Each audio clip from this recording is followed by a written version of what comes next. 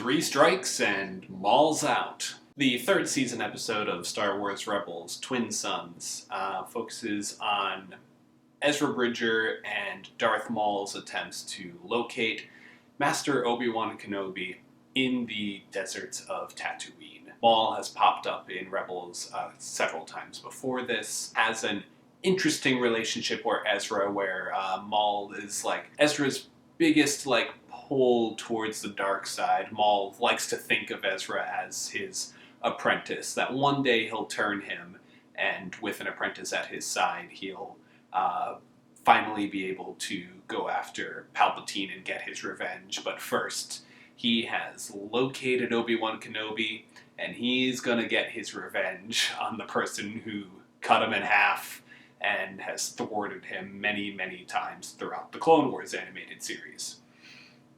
This episode is very good. It is one of the best episodes of Rebels, and not just because it's like, oh my god, Darth Maul and Obi-Wan Kenobi, that's so cool. They do the characters justice.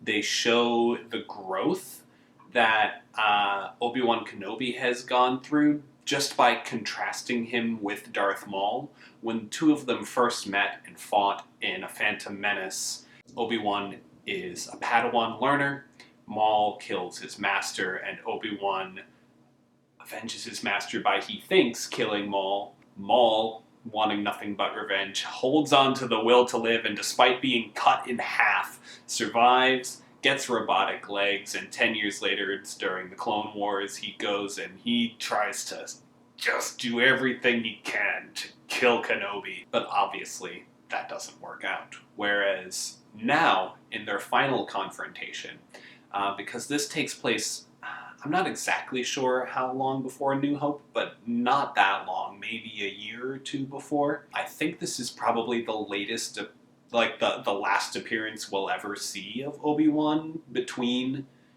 now and A New Hope.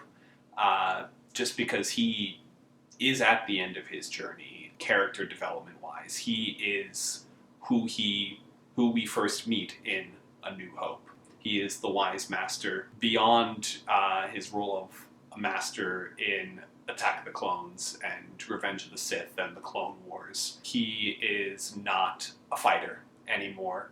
Not that he ever liked to fight, but that now he is a wise, one of the top two Jedi Masters in the galaxy, not just because most of them are dead, but he is almost an equal to Yoda. He has attained that level of wisdom, and the lightsaber fight between Kenobi and Maul, it's hard to even call it a fight. It is not a choreographed dance sequence like fights in the prequels often are. What it is a very clear demonstration that Kenobi has grown and Maul has not. Even if you don't actively recognize the fact that Kenobi first strikes his prequels fighting stance, and then Maul takes his, and then Kenobi goes, no, you know what?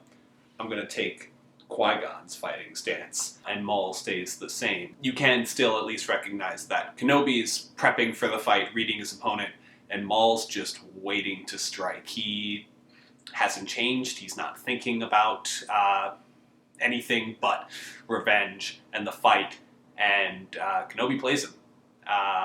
He tricks him into doing the attack that disabled Qui-Gon before he stabbed him, but Kenobi is able to counter that attack, and with the same counter, slice right through him. I think it is really interesting to show, one, a lightsaber fight where it's not just one through who slashes the hardest or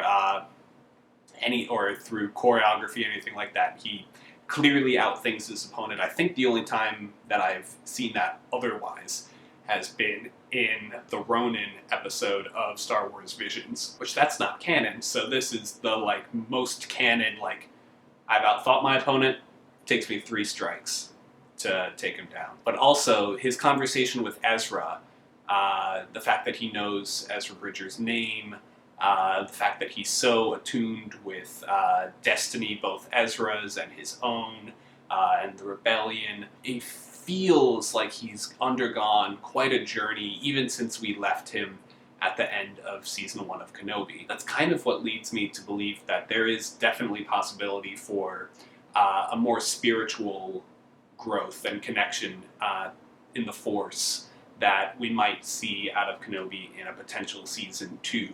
I talked about that in a video that I made recently, talking about where we might see characters from the Obi-Wan Kenobi series in the future.